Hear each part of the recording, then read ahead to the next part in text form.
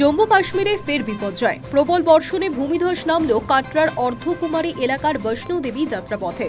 বুধবার সকালে হঠাৎই ধসে চাপা পড়ে মৃত্যু হয়েছে অন্তত ৩৬ জনের। জখম হয়েছেন বহু মানুষ। আরও অনেক যাত্রী ধ্বংসস্তূপের নিচে আটকে রয়েছেন বলে আশঙ্কা করছে প্রশাসন। উদ্ধার কাজে নেমেছে এনডিআরএফ, এসডিআরএফ, সেনা ও স্থানীয় স্বেচ্ছাসেবকেরা। প্রবল বৃষ্টিতে রাজ্যের একাধিক জেলায় বন্যা। মঙ্গলবার পর্যন্ত ৩,৫০০রও বেশি মানুষকে সরিয়ে নিয়ে যাওয়া হয়েছে নিরাপদ জায়গায়। জম্মু শহরে প্রায় ২৯৬ মিলিমিটার বৃষ্টি হয়েছে একদিনে, যা ভেঙে দিয়েছে ১৯৭৩ সালের রেকর্ড। উধমপুরে ২৪ ঘন্টায় ৬২৯ মিলিমিটার বৃষ্টি হয়েছে, যা সেখানে একদিনে সর্বকালের সর্বাধিক।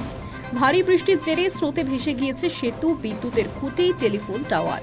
বহু এলাকা যোগাযোগ বিচ্ছিন্ন।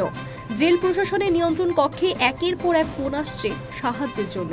ঝিলাম নদীর জলস্তর বিপদ সীমায় ছুঁয়ে যাওয়ায় দক্ষিণ কাশ্মীরে জারি হয়েছে বন্যা সতর্কতা। জম্মুর স্কুল কলেজ বন্ধ রাখার সিদ্ধান্ত নিয়েছে সরকার। বাতিল করা হয়েছে বোর্ড পরীক্ষাও। মঙ্গলবার থেকে ব্যাহত ছিল রেল পরিষেবা। বুধবার বিকেলে কিছু ট্রেন চলাচল শুরু হলেও বহু ট্রেন বাতিল বা শর্ট টার্মিনেট করতে হয়েছে বলে জানা যাচ্ছে। আকাশপথেও বিপর্যয় রয়েছে। বন্ধ হয়ে গিয়েছিল লেতে বিমান ওঠানামা।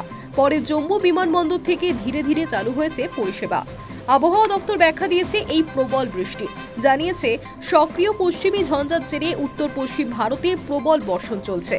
আগামী কয়েকদিনও এই পরিস্থিতি থাকতে পারে। সবকিছুর পর মুখ্যমন্ত্রী ওমর আবদুল্লাহ প্রশ্ন তুলেছেন, ২০১৪ সালের ভয়াবহ বন্যার পরও রাজ্য প্রশাসন কোনো শিক্ষা নিয়েছিল কি? অন্যদিকে লেফটেন্যান্ট গভর্নর মনোজ সিং পরিস্থিতি খতিয়ে দেখে দ্রুত বিদ্যুৎ, জল এবং যোগাযোগ পরিষেবা স্বাভাবিক করার নির্দেশ দিয়েছেন।